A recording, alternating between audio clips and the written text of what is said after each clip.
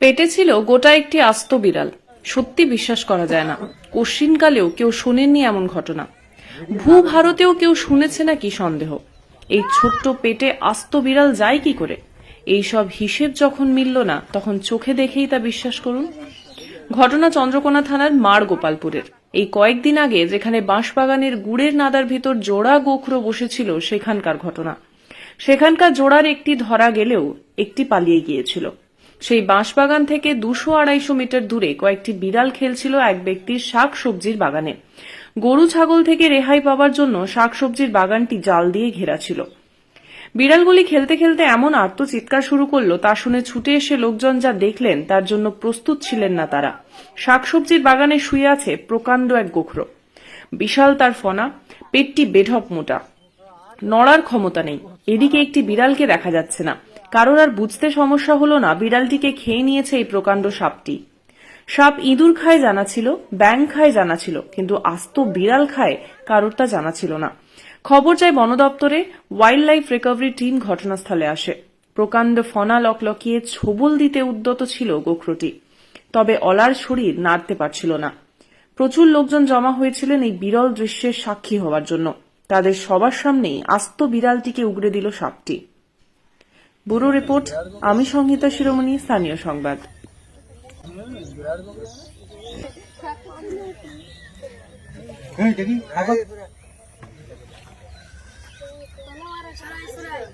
খুব ফাটান থেকে গেছে গো, খুব ফাটান থেকে গেছে।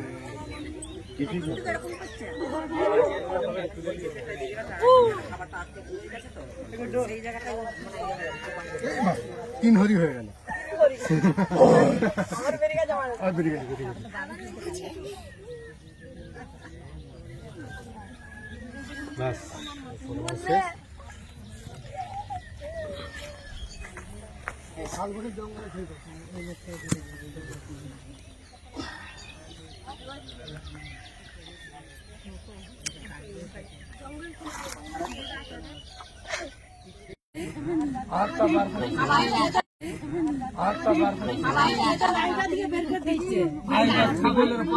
ছাগল খেয়েছে, আজ তো দেখো, আজ তো ছাগল বাচ্চা মুখ থেকে বার করছে। দেখো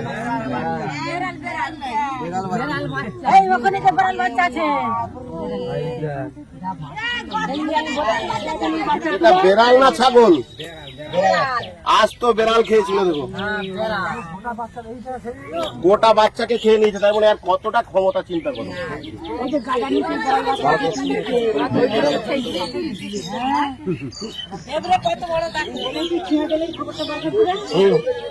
খাবারটা এমনি একে ধরলেই, যে কোনো সাপকে ধরলেই সে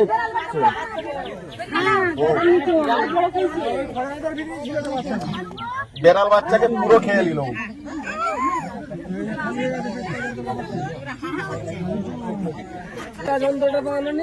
খেতা যন্ত্রটা যখন শিখছিলাম তখন লাগতো, এখন আর।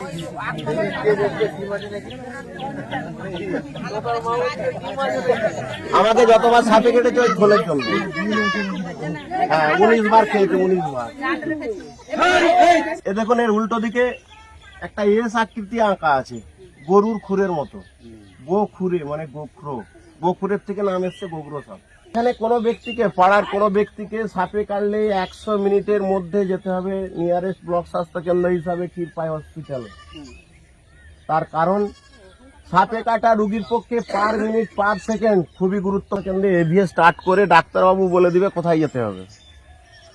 দ্বিতীয়ত, সাপে কাটলে কখনোই ক্ষতস্থানের এগিয়ে বাঁধন দেবেন না। সাপ যেখানটায় কাটবে তার এগিয়ে কোথাও বাঁধন দেওয়া চলবে না। যদি সে সাপটি রেশাল ভাইপার অর্থাৎ চন্দ্রবড়া সাপ কেটে থাকে, অঙ্গহানি হবে। অঙ্গহানি বলতে অঙ্গটি কেটে ফেলে দিতে হবে। রেশাল ভাইপারের হিমোটক্সিস বিষ চামড়া গলিয়ে দিবে, মাংস পচিয়ে দিবে। তৃতীয়ত, সাপে কাটলে কখনো ওঝার কাছকে যাওয়া চলবে না। ওঝা কি করে? এই 4 দিন আগে পুরসুরি গ্রামে একটি লোককে সাপে কেটেছিল, বেটা গ্রামের ওঝার কাছকে গেল, লোকটি কিন্তু মারা গেছে। ক্ষীরপায়ের একই ব্যক্তির 2টি ছেলে ছিল, 2টি ছেলেকেই তিলবাড়িতে সাপে কেটেছিল, 2টো ছেলেই কিন্তু মরল। তাই সচেতন হন, সাপে কাটলে ওঝার কাছকে যাবেন না। ওঝা কি করে, ওঝা বিভিন্ন রকম বুজরুকি দেখিয়ে আমাদের ওই 100 মিনিট সময়টা কেড়ে নেয়। কেড়ে নেওয়ার পর যখন বলে হসপিটালে যাও, ডাক্তার কি বলে, ডাক্তার বলে টাইম ইজ ওভার।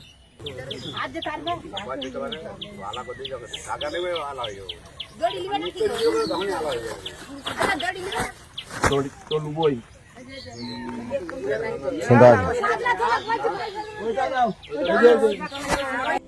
নমস্কার, আমি সংহিতা শিরোমণি। ঘাটাল মহকুমার সমস্ত খবর সঙ্গে সঙ্গে পেতে হলে আমাদের স্থানীয় সংবাদের ইউটিউব চ্যানেলটি সাবস্ক্রাইব করুন এবং ফেসবুক পেজটি লাইক করুন।